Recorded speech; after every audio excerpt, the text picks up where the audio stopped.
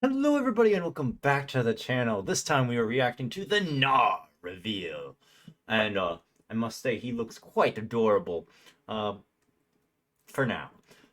Yeah, I am slightly late on this one. I have a class that is right at 12, which is right around where the reveals usually happen. So it is what it is. But enough of that. Let's jump right into it. There's a teensy anger part. All right, a 4-mana Yordle. I think that's tied with Vagar for the most expensive Yordle. Uh, and Poppy, I guess. Yeah, Yordles generally aren't that big, are they? I can't recall any big costing Yordles. Champions at least. Not. Oh, yeah, Rumble's level 5 cost, isn't he? I don't remember. I don't play Rumble enough. All right, so we have 4-mana 3/3 Gnar Quick Attack.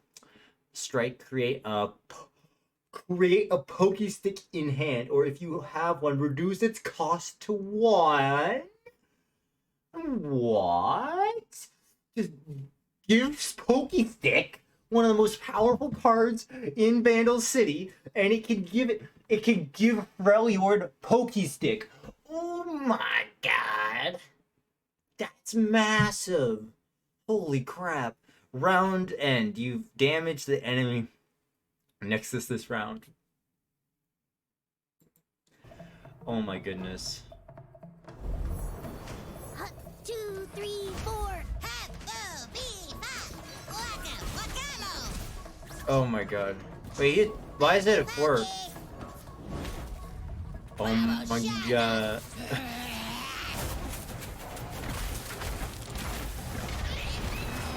Alright!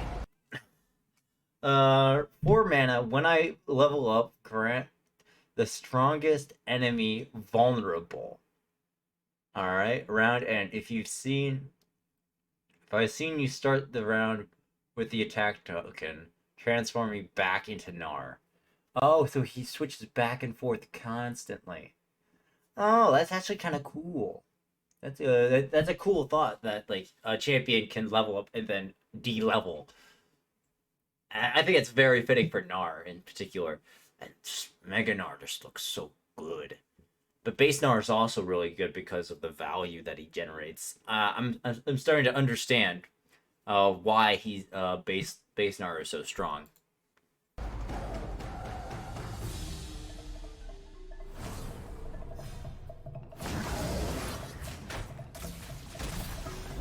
Nakotacho, Narboga. Yeah, we've seen this card. Oh well, I've seen it.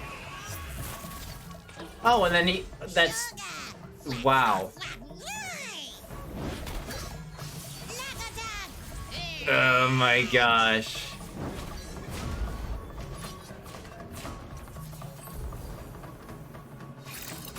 Bum, bum, bah.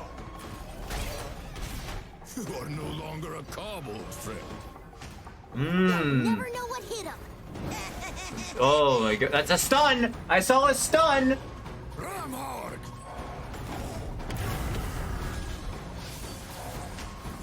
Hmm. Of course, it's an Udyr Gnar deck. That just makes sense. Oh my gosh, look at all these cards. So good. So good. I like it a lot. I like it a lot. Alright, let us now jump over to Mobalytics and see what the cards are, because I prefer to look at Mobalytics. Alright, we have the new cards here. What? There's mini T here. What? Okay. Hold up. We got the Mega Gnar and Mega Gnar. We've already seen these. Wallop. 3-mana fast speed. Deal 1 to an enemy and stun it. Okay. Wow. A 3-mana stun. I think that's the big thing here. It's a 3-mana stun. The biggest thing you can compare this to is Palm. And wow. Wow, it actually works. It seems to work in my head, it works really well because it has the exact same flexibility of Palm, a similar flexibility to Malphite's champion spell without the condition. I mean, it's clear a much weaker version of Malphite because Malphite's spell. Cause I mean, Malphite's spell does 3 damage, and that's just super strong. Though it is conditional. This one is a lot more flexible in that it doesn't have to meet a condition, but it still has and it costs 1 mana less. And giving stun to a region of Vandal City actually is really good for Yasuo because Vandal City itself doesn't have an amazing amount of stuns. The biggest reason you would want to dip into Vandal City is card generation and Event Horizon is basically the only reasons you would want to be in Vandal City with Yasuo. But this creates another reason why you might want to be in Vandal City with Yasuo, which is it's a pretty good reason. I don't know if it beats out wanting to have access to Ravenous Flock in Noxus, because that's just a Ravenous Flock is just super powerful. But yeah, I like talking about Yasuo. Anyways, what is this? Minity, 7 mana, 6/6, round end. If you damage the enemy nexus, a Mega T. A Mega T is a 7 mana, 8/8 impact. Round start, transform the strongest enemy into a 3/3 Minity and silence it. It can't block. What the? Oh my god! What is this? What is this card that I'm looking at? This is absurd. What are you doing? You're putting a burst speed card effect onto a body that is 7 mana, 8/8. It's not even that much more. It doesn't even cost.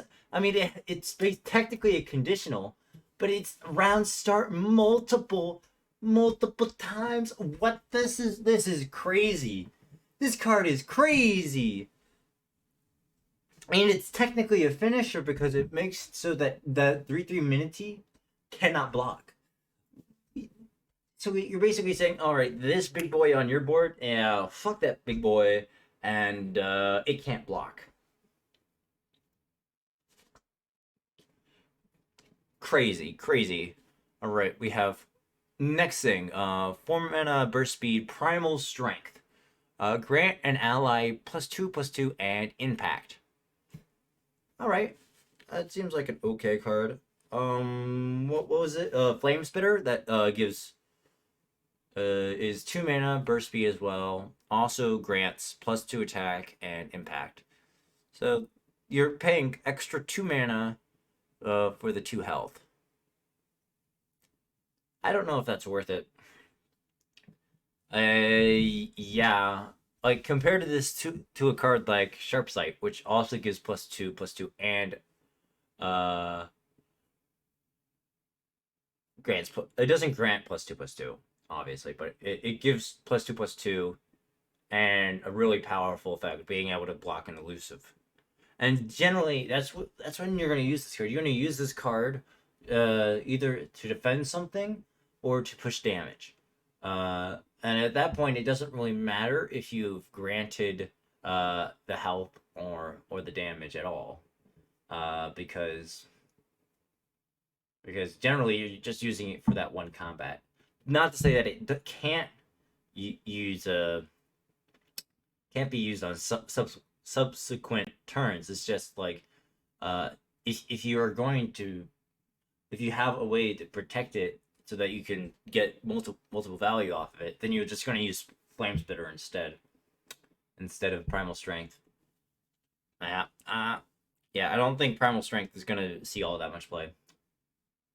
And then we have the cards that I have seen, but I've not talked about, and I think this is good to compare them with what Gnar provides. Oh, did I think he was a? Did I say 3/3? He really is a 4/3. All right, that makes him a lot better. I don't know. I guess I'm blind or something. Um, Teeny Dactyl. Teeny Dactyl is a 4 mana 4/3. Round end, yeah. Basically, all of these have like round end if you've damaged the enemy nexus. Gnar provides that Pokey Stick, or reduce the cost of Pokey Stick to make it way more viable to hit face with it, and get this effect off, which is really good. And it's also he's also in the same region with with a lot of impact units, so you can also get impact attacks to trigger these transforms, which is very good.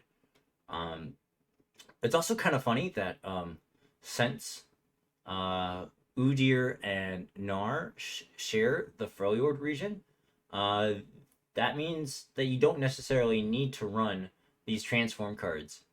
Uh, Perhaps there's just a reason to just keep this Gnar as he is, because this is actually a very good quick attack body that provides you value on strike effects. Um, Maybe you just want to keep Gnar unleveled and get value off of him with the Pokey Sticks, because he's basically a draw engine already. Hmm, really good, really good.